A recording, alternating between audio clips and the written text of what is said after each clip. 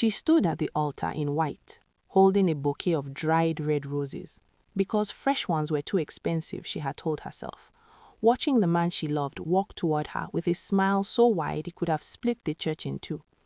And in that moment, right before the pastor opened his mouth to begin, her eyes dropped to the ring on the velvet cushion the little boy carried between them. Her breath stopped. Her fingers went cold. Because she knew that ring. She had seen it before. She had seen it in her own jewelry box, wrapped in tissue paper, hidden behind her grandmother's beaded necklace. A ring she had been saving for years. A ring her late mother had left her. A ring she had never shown anyone. If you've never been to a Nigerian wedding where everything looks perfect on the outside and the inside is burning, stay with us today. And if you are new here, subscribe, because the stories we tell on this channel are the kind that will stay with you long after the screen goes dark. Her name was Ngozi, 28 years old, born in Enugu but raised between Lagos and Aba, the kind of woman who knew the price of everything because she had worked for every single naira she had ever owned. Her mother died when she was 19, left her a small wooden box of things, a head wrap, 2 gold earrings and a ring. A simple ring, silver-toned with a small dark stone at the center that her mother used to say absorbed bad energy. Ngozi had never worn it. It felt too heavy with meaning, too final, like wearing grief on your finger. So she kept it. She told herself she would know the right moment to wear it.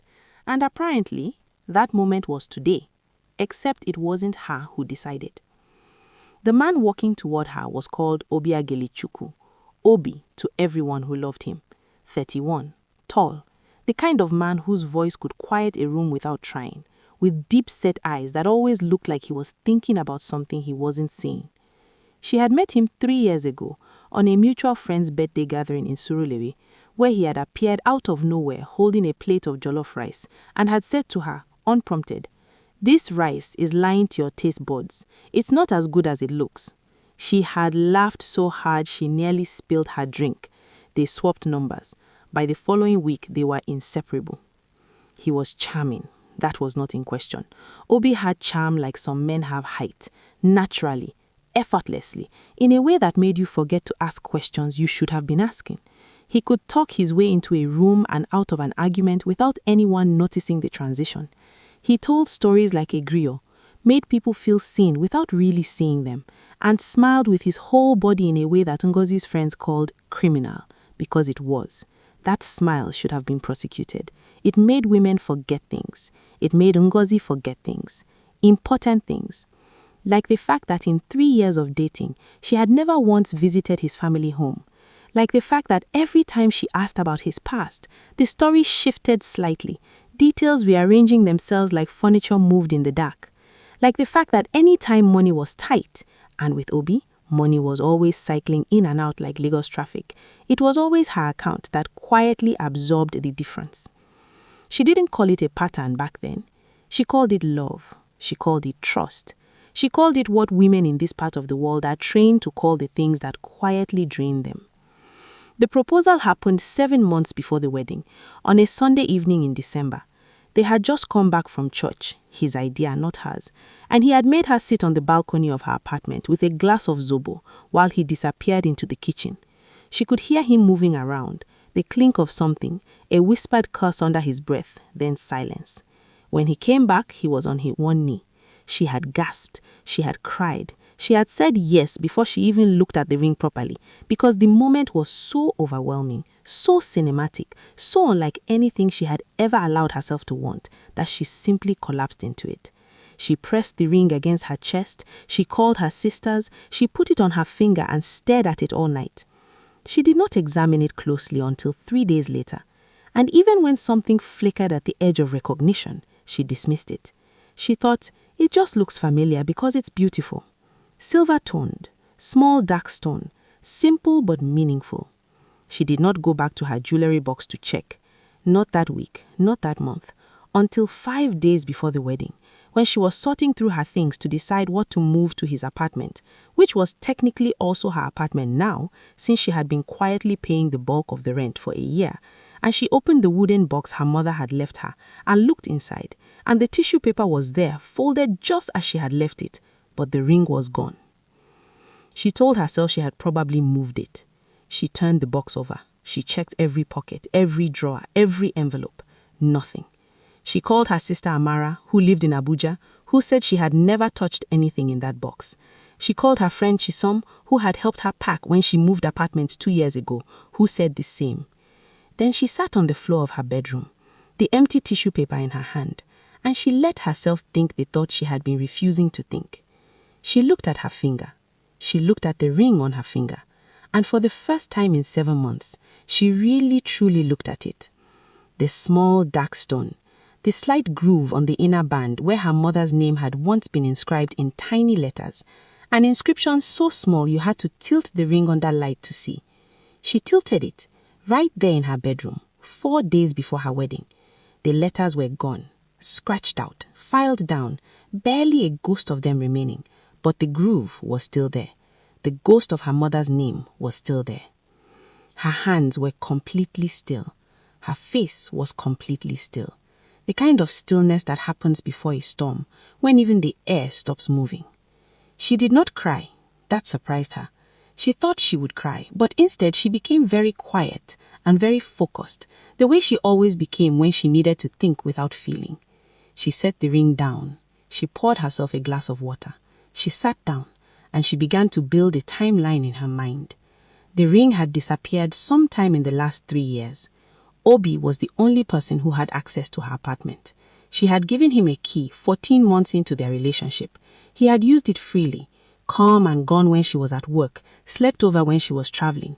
She had trusted him inside her space the way you trust someone you plan to spend your life with. She thought back. When had she last seen the ring in the box? She was almost certain she had seen it about 2 years ago when she was looking for the earrings to wear to a friend's introduction, which meant it had disappeared sometime in the year after she gave him the key. The proposal had been 8 months ago. She sat with that math for a long time. Here is what she could not quite process. This was not a man who had stolen a ring out of malice. This was a man, she was almost sure of it now, who had taken her mother's ring and used it to propose to her, which was either the most deranged romantic gesture in human history or the coldest kind of theft she had ever encountered, or both. She wasn't sure those two things were mutually exclusive. She picked up her phone. She put it back down.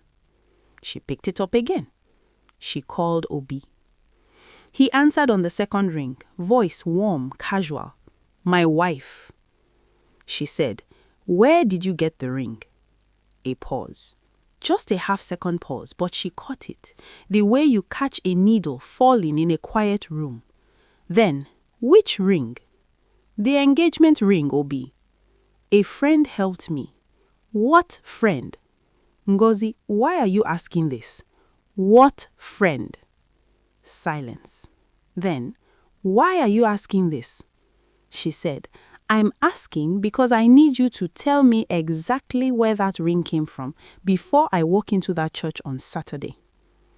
He was quiet for a long time. She could hear him breathing. Then he said very carefully, like someone stepping around broken glass, can we talk about this in person? No, we can talk about this on the phone right now. Another long silence. And then he said, I found it. She waited. In your apartment, in a box. I thought it was just a piece of jewelry you kept. I didn't know what it was to you. She said, did it occur to you to ask me? He said, I wanted to surprise you. She said, with my own mother's ring. The silence that followed that sentence was the loudest thing she had ever heard. Now, before we go further, I need you to understand something about Ngozi. She was not a woman who dramatized things. She was not someone who made scenes or sent voice notes full of crying emojis or posted vague things on her WhatsApp status at midnight. She was a woman who processed in private and acted in precision. Her pain was quiet and sharp, like a blade that cuts so cleanly you don't feel it until you look down and see the blood. And right now, she was bleeding, standing very still, watching the blood spread, deciding what to do about it. If you are watching this story and you feel something tightening in your chest right now, that's the point. Subscribe if you haven't, because we're just getting started, and where this goes next is not where you think. She hung up the phone without saying goodbye. She put it face down on the table. She stared at the wall for maybe 20 minutes. Then she called her sister Amara and said, "I need you to come to Lagos." Amara arrived the next evening on the first available bus because flights from Abuja were expensive, and they were both their mother's daughters. They didn't waste money on what they could solve with patience. She walked into the apartment and looked at Ngozi's face and didn't say a word. She sat down, Ngozi poured her water, and then Ngozi told her everything. The ring, the timeline, the phone call, the silence on the other end of the line. Amara did not explode. She did not say, "Cancel the wedding," or "That man is a demon," or any of the things Ngozi half expected. Instead, she said, "What does he say happened? That he found it in the books and thought it was just jewelry. Do you believe him?" Ngozi thought about it for a long moment. "I believe that he didn't understand what the ring meant. I don't believe he didn't know he was taking something that wasn't his." Amara nodded slowly. "There's something else you need to think about. I know. If he was willing to take your mother's ring, quietly, without asking, to use as an engagement ring, it means the money wasn't there. I know. Which means the proposal, the big, beautiful proposal on the balcony, cost him nothing. Yes, I've thought about that." They sat in that truth together. Two women in a Lagos apartment, the ceiling fan turning slowly above them, the sound of okadas and generators rising from the street below, the air heavy with something that had no name. Because here is the thing about Obi that Ngozi had been rearranging in her mind for months, slowly, piece by piece, without letting herself see the full picture. He was a man who was very good at the gesture and very inconsistent with the substance. He was good at arriving with food when she was tired, but he had never once paid a full month's rent without her subsidizing it.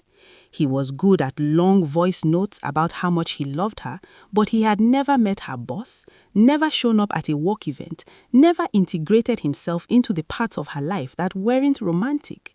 He remembered the small things, like how she liked her eggs, which side of the bed she preferred, that she couldn't stand the smell of frying plantain before noon. But he forgot the large things with a consistency that she was now realizing was not forgetfulness at all. It was selection. Careful, deliberate selection. He had taken her mother's ring. He had proposed with it, and in doing so, he had made the most romantic gesture of their relationship, cost him absolutely nothing. She said to Amara, "Tell me I'm overreacting." Amara said, "I cannot tell you that." "Then tell me what to do." Amara was quiet. Then, "What do you want to do?" And that was the question that cracked something open in Ngozi's chest. Because the answer, the honest answer, was that she didn't know. She loved him. She still loved him, which is the most infuriating thing about the whole situation. She loved him the way you love a city that keeps flooding. You know the danger, you have experienced the damage, and yet you cannot imagine living somewhere else. She had built her life around the idea of him, around the version of the future they had constructed together in late-night conversations and lazy Sunday mornings, and plans scrawled on the backs of receipts. She had told her mother's spirit about him. She had stood at her mother's grave and said, "I found someone. I think this is the one." And now she was 5 days from the wedding. The asoebi had been distributed, the hall was booked and half paid for, with her money of course, most of it with her money, though Obi had contributed enough to be able to say he had contributed. The food had been ordered, the MC had been briefed, her colleagues had bought gifts, his mother was flying in from Anambra. She could not cancel this wedding. The social cost alone would eat her alive. She knew that, and she hated that she knew that. But she also could not stand at an altar pretending she didn't know what she now knew. So she did something no one expected. She decided to go. She decided to walk into that church on Saturday in her white dress, with her dried red roses, with her makeup done by Chisom, who charged too much but was worth every kobo, with her father beside her, who had taken 2 buses from Enugu to be there. She decided to go and to look and to see, really see what Obi did at the altar when he saw her, because she had one more question that needed answering, and she could only get that answer in person. The morning of the wedding was chaos in the beautiful way that Nigerian wedding mornings always are. Too many people in too small a space, someone's hairpin missing, someone else arguing on the phone, the generator cutting out and coming back, a child crying somewhere in the background. Ngozi sat very still at the center of all of it, while hands moved around her, fixing her dress, pressing her hair, pinning things and adjusting things, and telling her she was beautiful. She smiled at all of it. She laughed at the right moments. She performed the joy that was expected of her with the precision of a woman who had been performing things for years. Amara stood behind her in the mirror, and their eyes met once. No words, just a look that passed between sisters like electricity through water. She arrived at the church. The music started. Her father took her arm. She walked down the aisle in a white dress that had cost her 4 months of savings and a lie she told herself about what she deserved. And she watched Obi at the end of that long white walk, and she looked at his face, and she saw something she had not expected to see. He was crying. Not performatively, not the elegant single tear kind that men produce when they want to look emotional. Real crying, the kind that scrunches the face and shakes the shoulders, the kind you cannot fake, the kind that happens when something in your chest breaks open and the feeling pours out before you can contain it.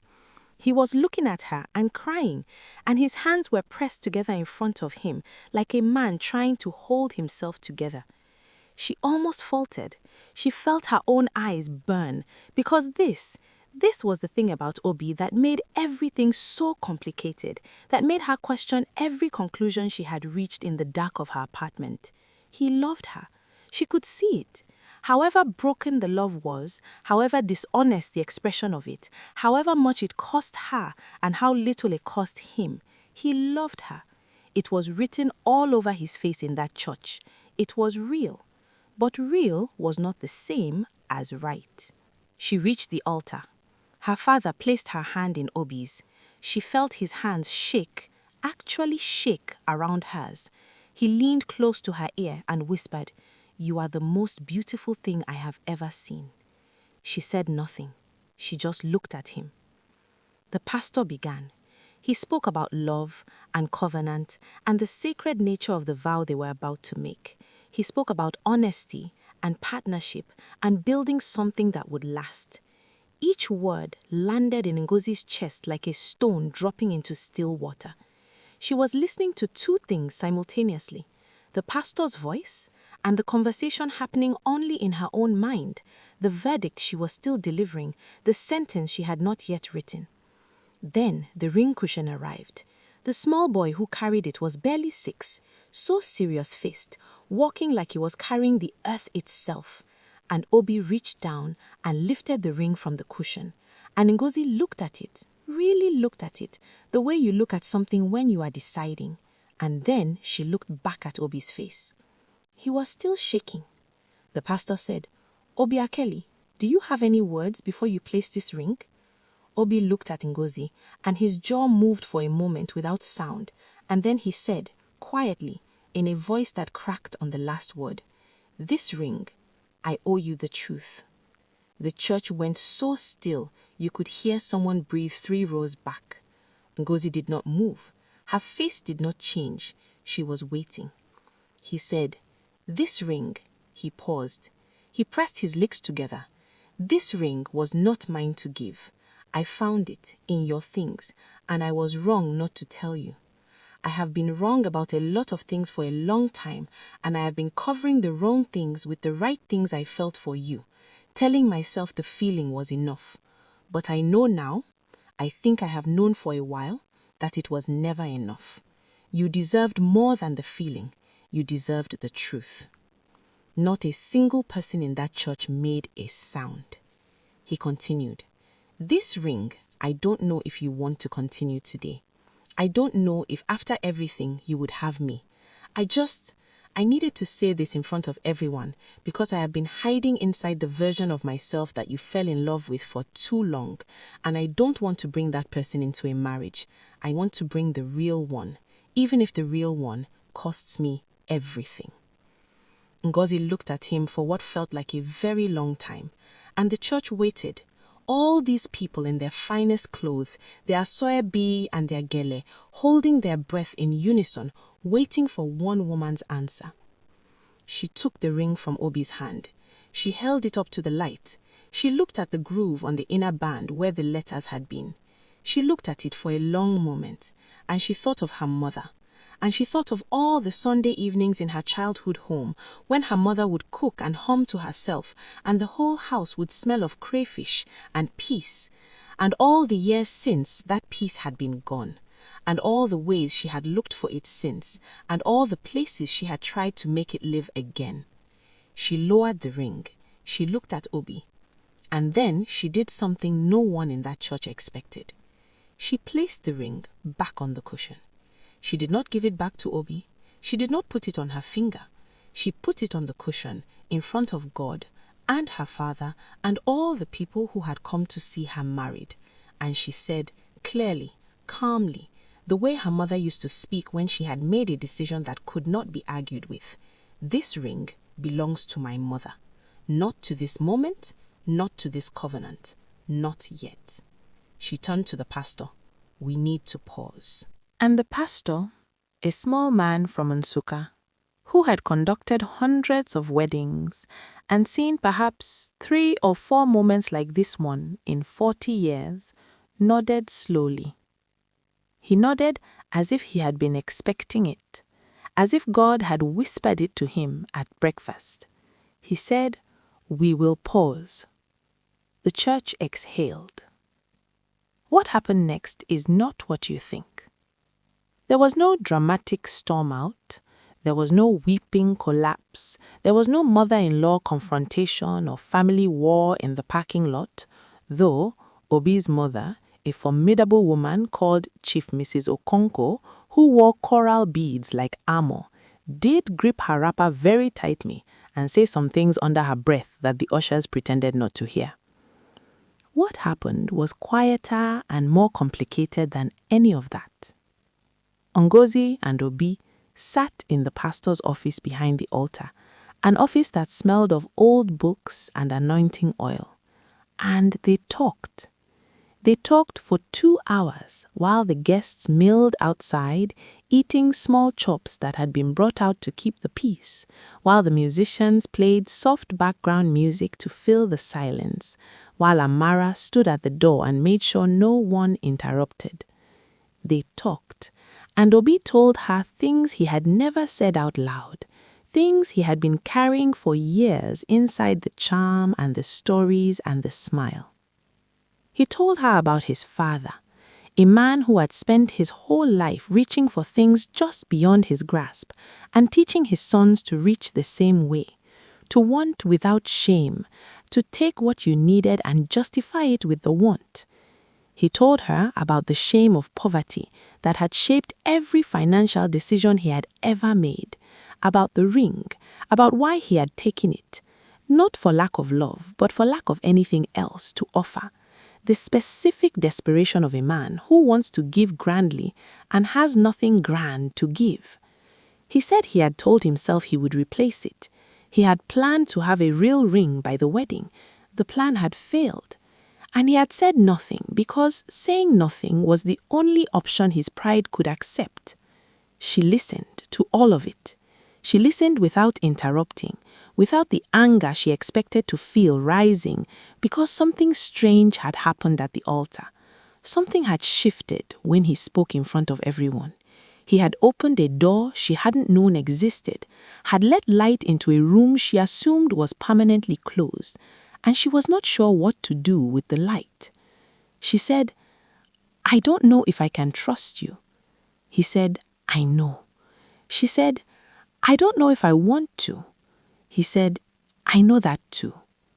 She said, "What I do know is that my mother's ring is not going on my finger today, not like this." He nodded. His eyes were dry now, but the rawness was still there, the look of a man stripped down to something essential. She said, "We are not getting married today." He closed his eyes. She said, "But we are not over." He opened them. She said, "I need time, real time, not the kind where we pretend nothing happened and ride it out, the kind where things actually change, the kind where I can look at you and know, really know, who you are and what you are bringing to me." He said, "Whatever you need." She said, "I need you to see a counselor. I need you to see a financial counselor, and a real one, not just a pastor who tells you to tithe your way out of debt. I need us to talk about money the way we have never talked about it. And I need the truth about every time you've taken something from me without asking. Money, time, energy. I need it laid out in front of me so I can decide what I'm looking at." It was perhaps the most honest thing two people had ever said to each other in that pastor's office. It was perhaps the first honest conversation they had ever had. When they came out, the guests were still there. Lagos people do not leave free food without at least saying goodbye. And the pastor announced to the gathering that the ceremony would be rescheduled, that all was well, that what happened today was not a disaster, but a decision. Ngozi's father, a quiet man from Enugu who had said almost nothing all morning, walked to his daughter and took her hand and said, "Your mother would have done the same thing." That was when she cried, finally, fully, standing in the car park of the church in her white dress with dried red roses, her father's hand in hers, letting all of it move through her like a river finally allowed to flow. The story does not end with a wedding, but it does not end with a funeral either. What happened over the following months was not easy, and it was not clean, and it was not the kind of thing you summarize in a sentence. It was slow and it was real, which is perhaps the same thing as saying it was worth something. Obi went to counseling, real counseling, the kind that cost him money he actually pulled together from his own account for once.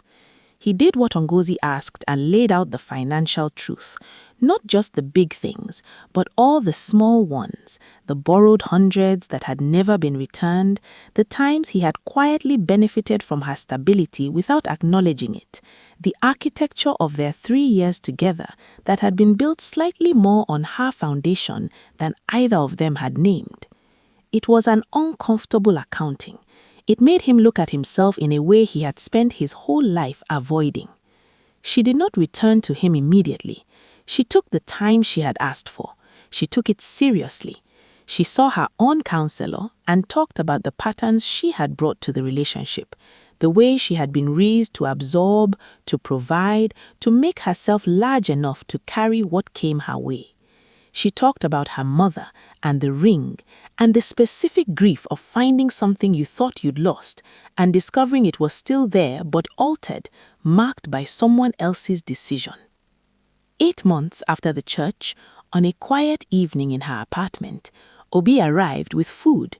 He had cooked it himself, which was new, which was one of the small things that had changed. And after they ate, he reached into his pocket and placed a ring on the table between them. A different ring, something he had saved for slowly over those 8 months. Simple, nothing expensive, a thin gold band with a small red stone that he said reminded him of the zobo she was drinking the night he proposed on the balcony. He did not get on a knee. He said, "I'm not proposing tonight. I just want you to know that I have something that is mine to give.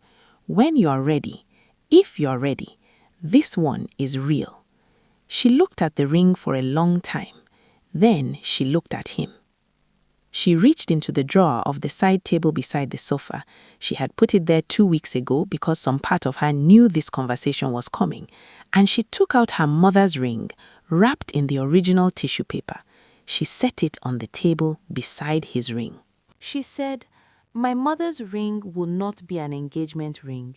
It will be what it always was, something she left me. But I want to wear it again. I want to wear it on my right hand, the way she did." She paused. "I think she would have liked you, eventually, after she finished being angry." He laughed, a real laugh, quiet and slightly undone. She said, "I'm not ready for the other ring, not yet, but I'm not putting it away." He nodded. She said, "We're not the same people who stood in that church." He said, "No, we're not." She said, "I don't know yet if that's enough." He said, "I know. I'm not going anywhere while you find out." She slid her mother's ring on her right hand. She looked at it in the light, the small dark stone, the groove where the name had been, the ghost of what was lost and what remained. She looked at it for a long time, and then she set her hand flat on the table, steady and quiet, and she thought about her mother and about the things we are left with when the people we love are gone, and about how those things can be taken from us without our knowing, and about how sometimes, not always, but sometimes, they find their way back. There is a saying in Igbo land that translates loosely as, "The road does not forget the feet that have walked it." And what that means in the way that proverbs mean things, sideways, underneath, through the story rather than in it, is that the things that have happened to us do not disappear just because we move forward. They stay in the ground of us. They shape the way we walk, and you cannot outrun them.